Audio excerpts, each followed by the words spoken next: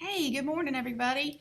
I'm just going to give you a quick little mini lesson on the Articles of Confederation today, and then you're going to move forward and work on reading an article in this book called We the People. I'll show it to you.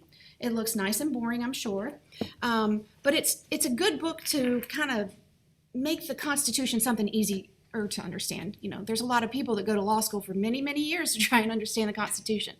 So first, though, we got to know why we needed it. So yesterday, you looked at the different assignments, and you have heard Articles of Confederation being floated around, and you did the diagram on that. So let me just kind of list out for you a few problems that it had, things that were really a big deal that they wanted to fix. So this is your background information that you need to know going into today's assignment. All right, so there were problems under the Articles of Confederation. One of them was that Congress had no money and no power to get it. It had to rely upon voluntary contributions from the state governments. And this system did not work because the states argued over what was somebody else's fair share. They argued and refused to pay. And then the national government had no power. They could not do anything about it. So if you think about somebody coming up to you and saying, hey, I'm going to need this $20 from you. You know, you said you'd give it to me, and then they can't do anything about it, and you don't really feel like you owe it to them. Are you going to give it to them? And the natural answer to that is no. Excuse the bell. So that was one problem. Two, Congress had no power over the state governments and their citizens. So all laws or individuals in a state government, if they ignored what Congress said, what the national government said under the Articles of Confederation, then there was just nothing that the federal government could do to make them obey. Congress couldn't make the states live up to their trade agreements with foreign countries. This was huge. This was huge. Imagine if we had made an agreement with another country to trade, and they had, come back and they had brought all of this stuff over here, and then we got here, and then that state was like, you know what? No, I changed my mind, and it starts making other countries angry at us, and then they stop trading with us. Well, how does that really hurt us? Well, it hurts our economy. It hurts our jobs sometimes. So it just depends on where these circumstances are. It depends on like what it is that's being traded that they're not allowing to be traded. So it's kind of a big deal to foreign countries, and it's kind of a big deal to us when we trade with foreign countries, that the government that's in charge does what they say they're going to do. All right, so this was a problem because you had 13 states that had no one government in charge. And so there was no way to really make sure, if you traded with us at that time, that there was someone to make us do what we said we were going to do.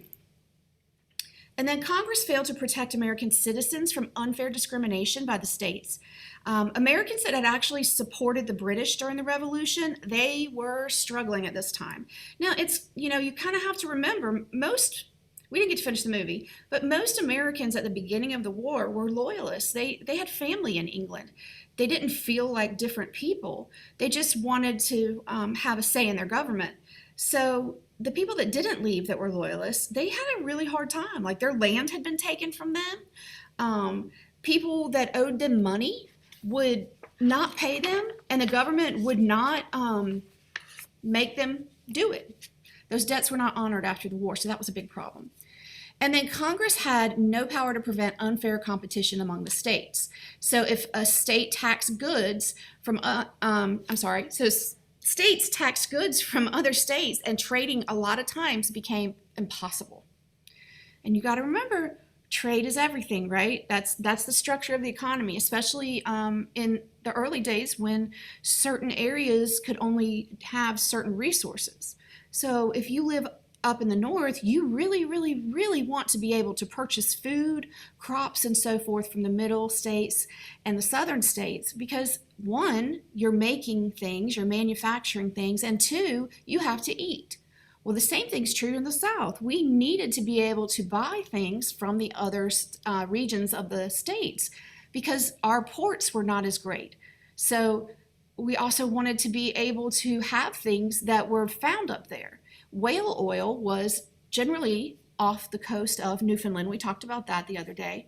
But that was what was used in those old-timey lanterns that where you kind of turn them. If you've been to Cracker Barrel, I think you know what I'm talking about.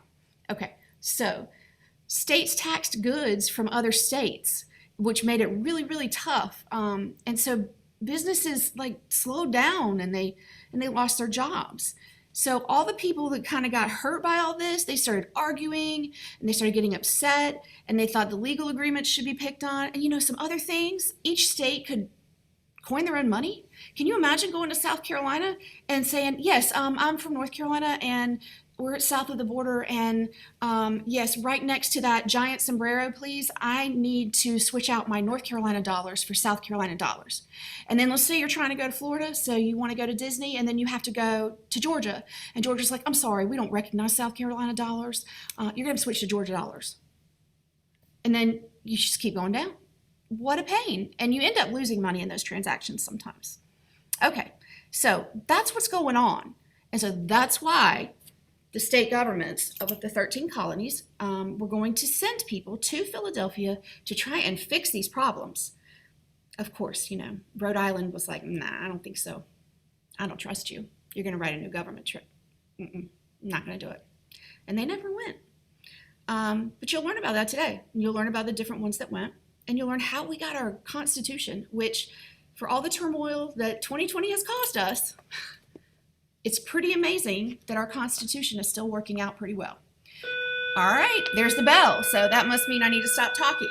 If you want to, you can read the article by yourself, or I'm also going to upload a audio file and you can read it along with me. One cautionary word though, every single time it seems like people want to say farmers in the article. So when you read it, if you read it to yourself, the word is framers.